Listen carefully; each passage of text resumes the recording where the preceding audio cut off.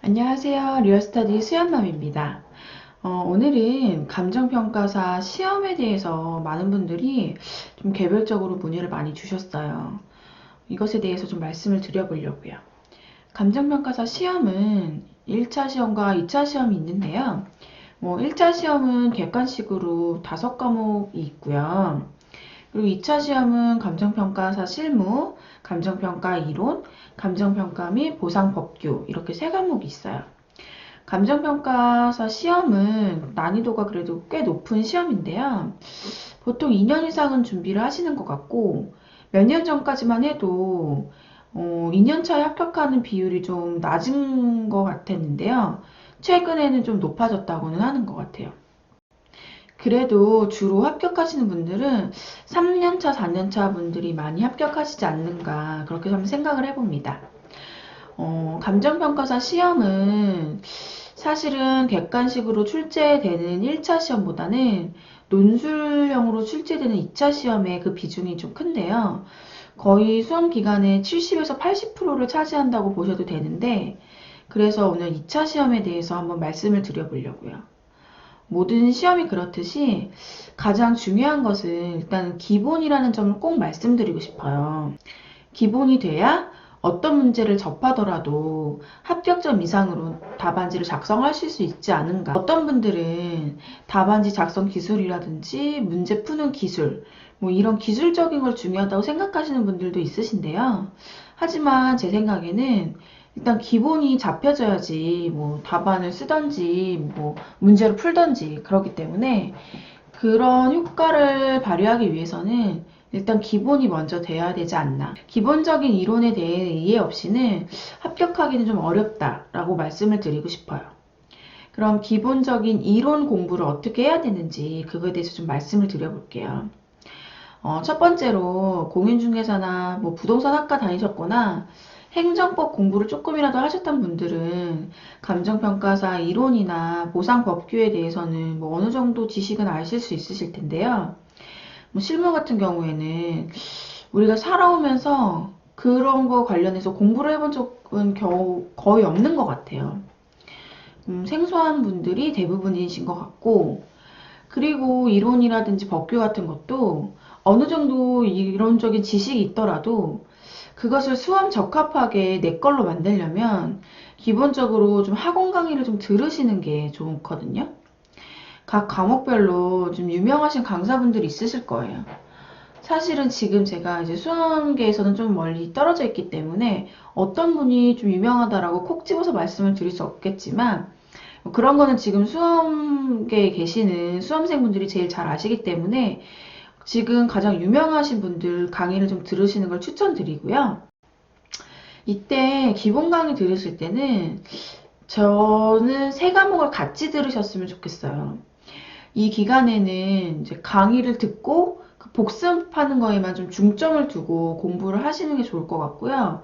어떤 분들은 과목별로 좀 이론, 실무 이론 법규 이렇게 순서에 맞춰서 들어라 하시는 분도 있는데, 저 같은 경우에는 3과목을 같이 들으시는 게 제일 좋으실 것 같고, 사실은 이렇게 집중해서 이론만 볼 수 있는 시간이 수업 기간에서 그렇게 길지가 않아요.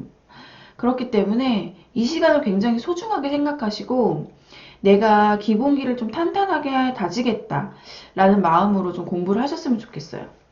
내가 기본도 안 됐는데 막 문제 풀고 또 문제 푸는 거에 좀 집중을 하시다 보면은 이게 모래성 쌓기가 되거든요.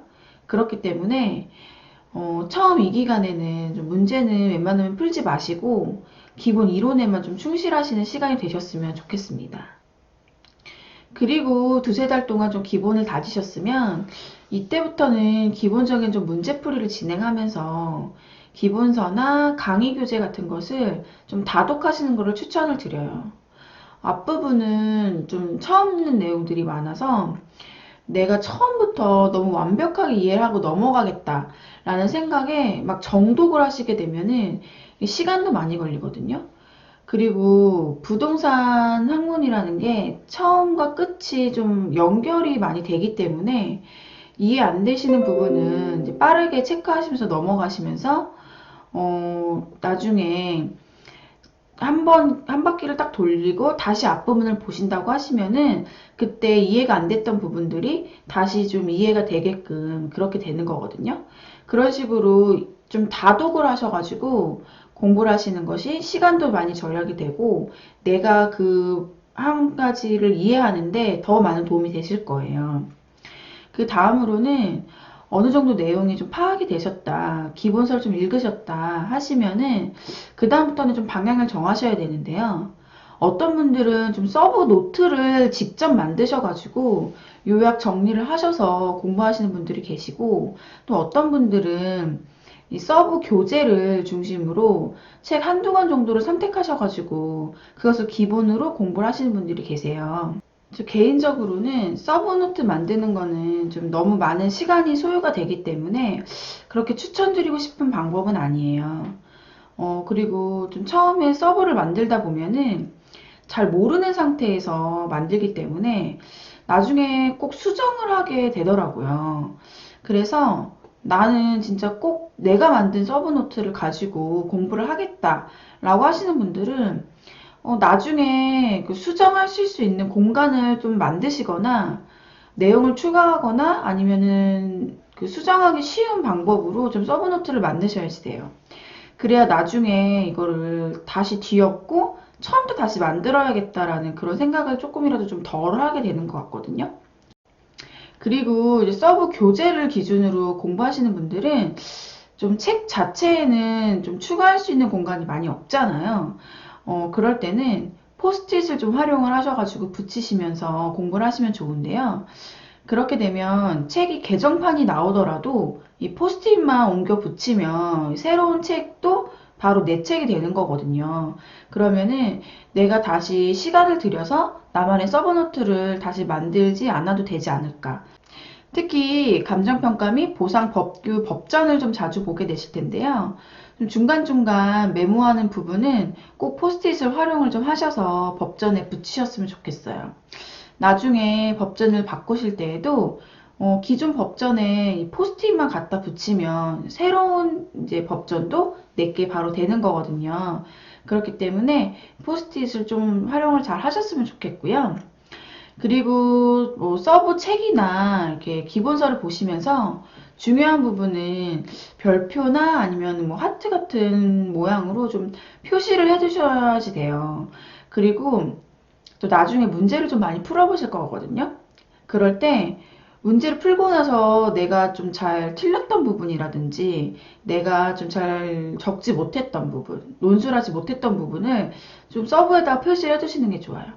좀 사람이 웃긴 게 꼭 잘 모르던 부분은 계속 모르게 되고 좀 틀리던 부분은 또 계속 틀리고 또 내가 실수하는 부분은 또 계속 그 부분에서만 실수를 하거든요.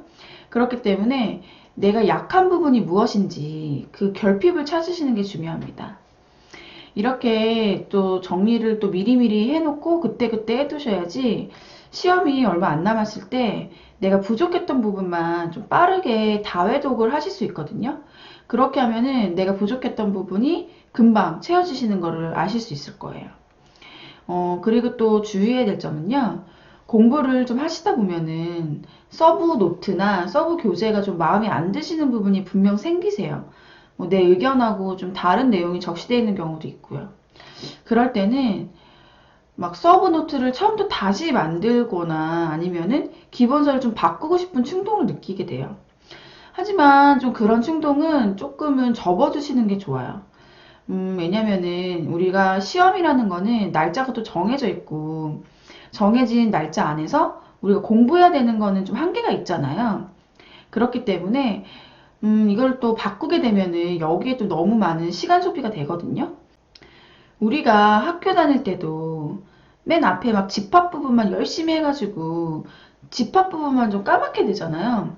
만약에 바꾸고 싶은 부분이 나오더라도 그 시험장 가는 날까지는 그냥 좀 쭉 가지고 가셨으면 좋겠어요.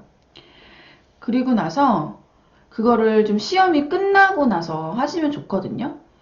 이제 연차수를 따질 때 내가 2차 시험에 몇 번을 들어갔나, 내가 2차 시험장에 몇 번 들어가 봤나 라는 걸 가지고 연차수를 좀 따지거든요.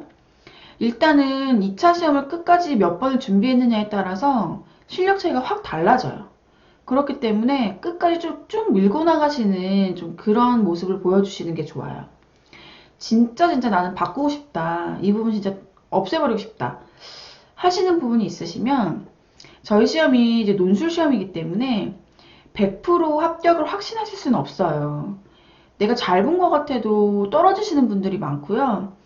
또 떨어지실 것 같아갖고 공부를 막 하시는데 붙으시는 분들도 많거든요. 여튼 이런저런 이유로 좀 시험이 끝나면은 좀 합격자 발표 날 때까지는 공부에 좀 집중이 안 되고 잘 안 되세요. 그러면은 그 시기에 좀 서브노트나 기본서, 그 다음에 강의 교재 같은 거를 좀 바꾸시는 게 좋다고 이렇게 말씀을 드릴게요. 시험 공부할 때 가장 중요한 거는 일단 효율적으로 공부하는 게 가장 중요해요. 그렇기 위해서는 내가 부족한 부분이 무엇인지, 나의 결핍을 찾는 게 가장 중요한 핵심이거든요. 그렇기 때문에 좀 내 자신을 좀 냉정하고 객관적으로 보시는 그런 시선이 필요하고요. 너무 자만해서는 또 안 된다. 지금까지 좀 감정평가사 시험 공부하면서 기본기를 좀 어떻게 다지는 게 좋은지, 좀 어떤 방법으로 좀 공부를 해야 되고, 서브노트를 좀 어떻게 활용하면 좋은지, 그런 내용을 좀 얘기를 드려봤는데요. 어떤 분들은 뭐 전문직 예전 같지 않다. 많은 시간과 노력을 들여서 하는 것보다 차라리 뭐 다른 거를 하는 게 낫지 않은가, 더 효율적이지 않는가, 그렇게 이야기하시는 분들도 있으신데요. 제 생각은 그래요. 세상에 100%는 없다고 생각하거든요. 100%인 직업도 없고 100% 만족하는 나의 삶도 사실은 뭐 어렵다고 생각을 해요. 그렇기 때문에 저는 이제 감정평가사라는 직업이 그래도 아직은 직업적으로 금전적으로나 아니면 시간적으로나 또 사회의 지위나 위치 뭐 이런 거를 따져봤을 때 그 역할을 하는 것도 많고 또 직업적 메리트가 충분히 아직은 있다라고 말씀을 드리고 싶거든요. 그래서 충분히 도전해 보실 만한 하다. 이왕에 공부를 시작을 하셨으면요. 끝까지 내가 버텨서 공부를 마무리 짓겠다라는 마음으로 시작을 하셨으면 좋겠습니다. 감정평가사라든지 공인중개사 공부에 대한 내용도 많이 올려드리도록 노력을 하겠고요. 오늘도 행복한 하루 되시고요. 영상 봐주셔서 감사합니다.